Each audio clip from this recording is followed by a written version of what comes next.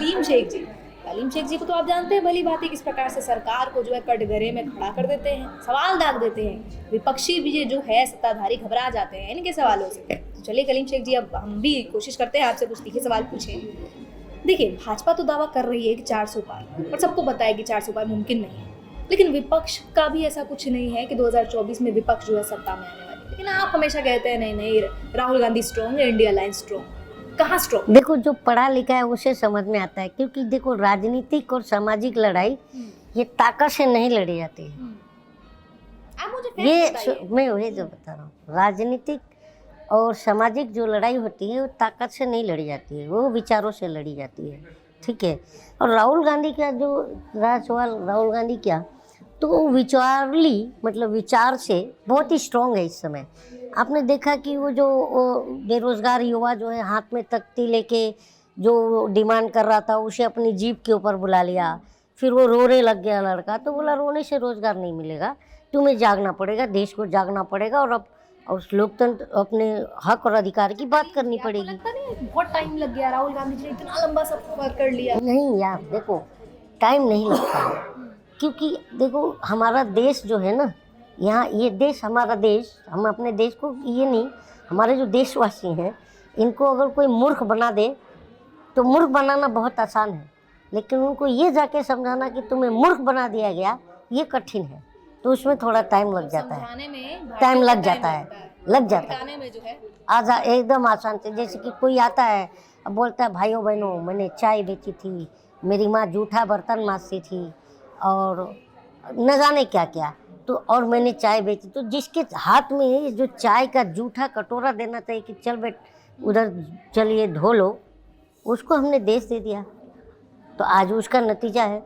देखो अभी देखिए जो बीजेपी समर्थक हैं, अंधभक्त कहे जाते हैं, ठीक है, ये मैं ही नहीं पूरे बड़े बड़े पत्रकार भी कहते हैं, बड़े बड़े सोशल एक्टिविस्ट भी कहते हैं, तो ये जो अंधभक्त हैं ये जो क्या बोलते हैं शेर पाला है, शेर नहीं पाला है।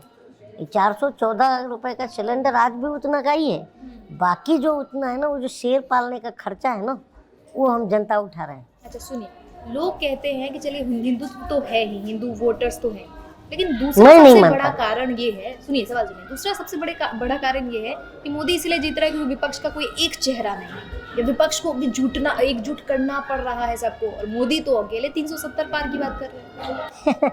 कहाँ से आप ये सब ज्ञान ले आती हैं मोहतरमा? ये मैं वही दावा तो मैं भी कुछ भी कर सकता हूँ यार, दावा करना और उस पर अमल करने में। सेंट्रल इंडिया में बेल्ट है बीजेपी का, दक्षिण भारत और पूर्वोत्तर के वोट से थोड़ी भी लोकसभा चुनाव आपको पता है कि साउथ का एक बीजेपी का ही नेता, उसका बयान है, ढूंढ लीजिए दर्शक भी, कि उसने कहा था कि बीजेपी यहाँ पर साउथ में लोग पढ़े लिखे हैं लोग हैं, इसलिए बीजेपी को वोट नहीं करते हैं। ये बीजेपी के ही नेता का बयान है, साउथ का ही नेता का। बयान पे आएंगे तो फिर राहुल गांधी का बयान याद दिला दूंगी कि अमेठी के लोगों को क्या बोल दिया था उन्होंने। क्या बोल दिया? कह रहे थे कि अमेठी के लोग और सेंट्रल इंडिया के लोग जो है कम आंकते हैं इसको, कि चुनाव जो है नहीं समझ पाते किसको वोट देना है किसको नहीं। हाँ, तो ये बात फैक्ट है ना, तो राहुल गांधी फिर आप वहाँ से क्यों लड़ेंगे? अभी ये भी खबर आ रही है। अरे मेरी बात तो सुन नहीं रहे, ये भी तो फैक्ट है ना जो राहुल गांधी ने कहा है।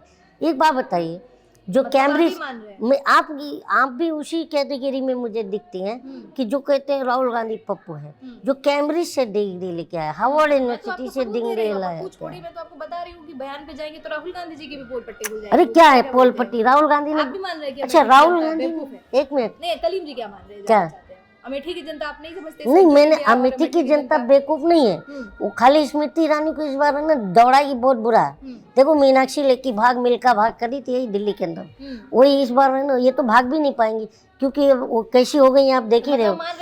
लेकिन क्यों नहीं, 12 रुपए किलो चीनी मिला क्या? पूछेगी नहीं क्या? आप बेवकूफ मानती है अमेठी की जनता को?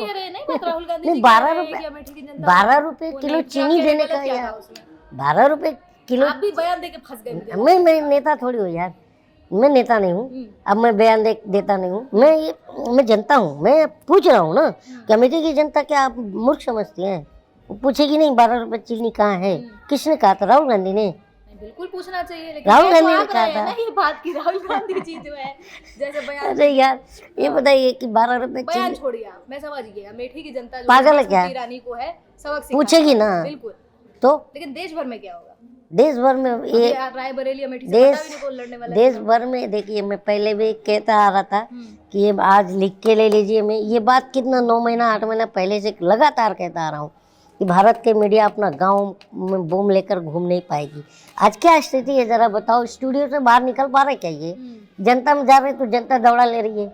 नोट वाली आंटी को भी पूछ रही है बता चिप कहाँ है ना, गो मीडिया गो बैक, ऐसा निकाल रही है। और जो पूछता है भारत उसको इतना थूकता है भारत कि अब दिख नहीं रहा है जल्दी टीवी पर भी, है ना। तो आप सोचिए ना कि क्या स्तर हो गया इन लोगों का। कुछ दिन के बाद ये लोग जब न्यूज़ पढ़ेंगे तो बोलेंगे माँ की कसम खा के कह रहा हूँ कि ये न्यूज़ झूठ नहीं है। ये दौर आने वाला है। जी। इतना मतलब विश्वास खो दिया इन्होंने। गलत कह रहा हूँ तो बताइए। निश्चित तौर पर। तो मीडिया का देखा आपने किस प्रकार से कलीम शेख जी ने मीडिया को भी सबक सिखाने का काम किया, सवाल उठाए। 2024 के चुनाव बिल्कुल नजदीक है, में लोकसभा चुनाव में इसकी बनती है सरकार, उसको तो 400 पार होता है या नहीं, ये तो आप ही बताएंगे, जनता अपने मत से डिसाइड करने वाली। कमेंट सेक्शन के जरिए बताइए कलीम शेख जी की इस चर्चा पर आप क्या कहना चाहेंगे। फिलहाल मुझे दीजिए इजाजत, मिलती हूँ कलीम शेख जी के साथ अगले एपिसोड में।